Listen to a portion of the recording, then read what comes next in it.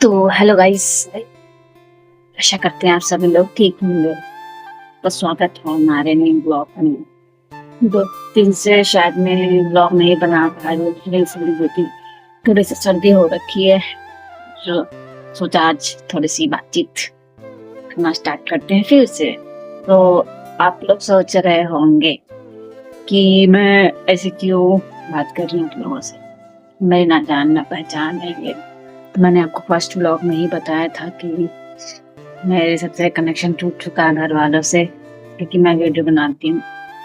तो उसके पीछे का कारण क्या है वो मैं आज आप लोगों को बताती हूँ।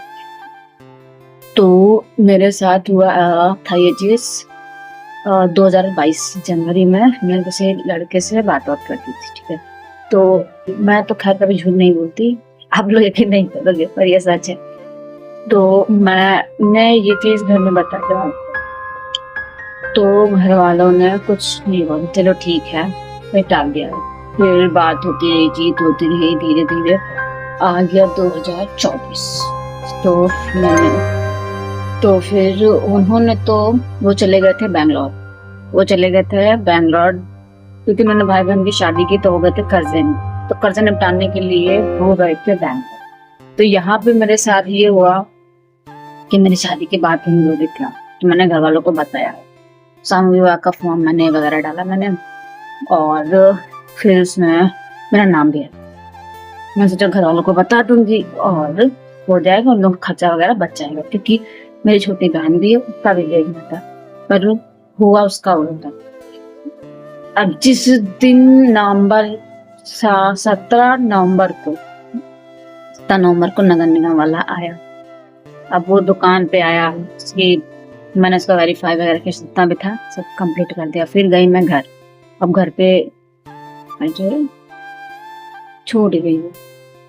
तो फिर घर पे वहाँ पूछते गाँव में हो गया हल्ला कि सोनिया कर रही है को सोनिया कर रही है, शादी कर रही है। फिर लोग पता ही था, लेकिन फिर भी मना कर दिया। उन्होंने मना। वो ठहरे बैंगलोर में।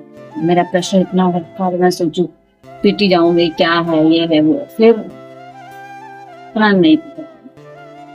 फिर धीरे धीरे वो भी टलता रहा। फिर आई फिर 25 में फिर मैंने घर वालों वो आए वहां से। तो मैंने घर वालों से बातचीत कराई कि लीजिए बात कर लीजिए, ऐसी सी बात है। क्योंकि वो थोड़ा दूसरे कास्ट के थे, पर हिंदू ही थे, हिंदू ही थे।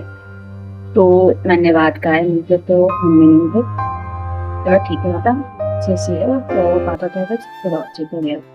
फिर उसके नेक्स्ट डे मेरे को बिना बताए मेरा रिश्ता हो गया फिर से, समझ रहे। तो बिना बताए मेरा रिश्ता फिर से, क्योंकि मैंने उनको फर्स्ट डे से बता रखा मम्मी ऐसी ऐसी बात है। तभी हो। तो फिर हम लोगों ने सोचा जो ना कोर्ट मैरिज की जाए, और फिर घर वालों की बता दिया सुबह मंदिर में कर देंगे। तो बात हुई तो उन्होंने मना की। उधर मेरी शादी फिक्स हो रखी थी। तो फिर हम लोगों ने कर ली कोर्ट मैरिज करने के मेरे ऑलमोस्ट 7-8 दिन बाद मेरी तबीयत खराब हो गई। भगवान जाने क्या हुआ, कि भगवान किस्मत थी कि क्या थी, इतनी तबीयत मेरी खराब हो रखी थी। और फैमिली वैसे मेरे से गुस्सा हो रही थी, तो मैं बहुत ज्यादा दर्द हो रही थी मेरे पेट में। तो फिर मैंने इनको बताया, घर वालों को बताया, लेकिन रात में क्या सुबह लेके जाएंगे, कोई बात नहीं, इतना हमें लगता भी नहीं हुई थी। फिर एकदम से तो फिर इनको मैंने बताया, तो ये भी कर लिया। तो मम्मी से बोला कि हाँ थोड़ा सा चलो मेरे साथ, तो नहीं। तो फिर ये उनको लेके गए। तो घर वालों को वहां पे लगा क्या कि ये लेके भागे। अब आप ये बताओ, अगर भागना ही होता तो कपड़े लेके बोलते कि सामने से भागते, फिर पीछे भागते। तो वो उनको लेके गए, लोहिया इमरजेंसी में लेके गए थे। लोहिया इमरजेंसी में लेके गए, और वहां पे उन्होंने हमारी दवाई ववाई कराई। वहां बच गया हमको रात के। तो घर वाले में खौफ था, बोला कि अभी तो घर जाना सेफ नहीं, क्योंकि तुम्हारी सिचुएशन भी खराब है, हालात भी खराब है, और वहाँ पे भी सब गड़बड़ कर गए तो प्रॉब्लम होगी। तो ऐसे बात में बोला लेके मेरे घर से फोन आके लेके आओ, वरना फिर हम पुलिस लेके आएंगे। और कोर्ट मैरिज के हमको मुश्किल से 3-4 दिन 5 हफ्ते और ही हुए थे, तो चलो बता देंगे उसकी। तो फिर हुआ है कि सब कुछ बताना। अब उसके जब पता चला तो घर नहीं आए उनके, सारे ढाबा है वो है, हमारे घर नहीं जाते। तो 2 दिन हम उनके दोस्त के घर रुके, दवाई वाई कराई, इलाज।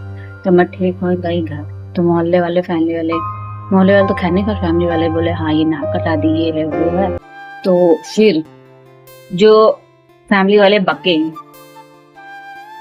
फैमिली वाले बोले मैं नाक कटा दिया, ये है वो है। मैं कुछ नहीं बोली, चलो ठीक है मेरी गलती थी, मेरी तबीयत खराब थी, ये थी वो थी, सब था, मैं मानी, कुछ नहीं बोली। इतना सुनाने के बाद भी मेरे फैमिली के मेंबर, मेरे पापा लोग तो खैर तकलीफ में थे, हमको पता है तकलीफ सबको होती है, लेकिन सब कुछ पता होने के बावजूद भी अगर यहाँ तक बात आई तो ये चीज भी तो गलत है। पर हमको पता है अब कुछ लोग यहाँ पे यही बोलेंगे गलती किसकी है, तुमको माँ बाप की इज्जत देखनी चाहिए थी। पर कुछ लोग यहाँ पे ऐसे भी होंगे जिनको पता होगा ये चीज, तो कुछ लोग ये भी सोचते होंगे यहाँ पे कि तुम ऐसा क्यों किए, गलत है, बाप की इज्जत फाल दी है वो। पर आप ये सोचो ना, मैं कैसे बता के रखी थी सब, उसके बावजूद यहाँ तक बात पहुंची हो। तो फैमिली वालों ने बोला तुम्हारी इज्जत नाक ने कटा दी है वो।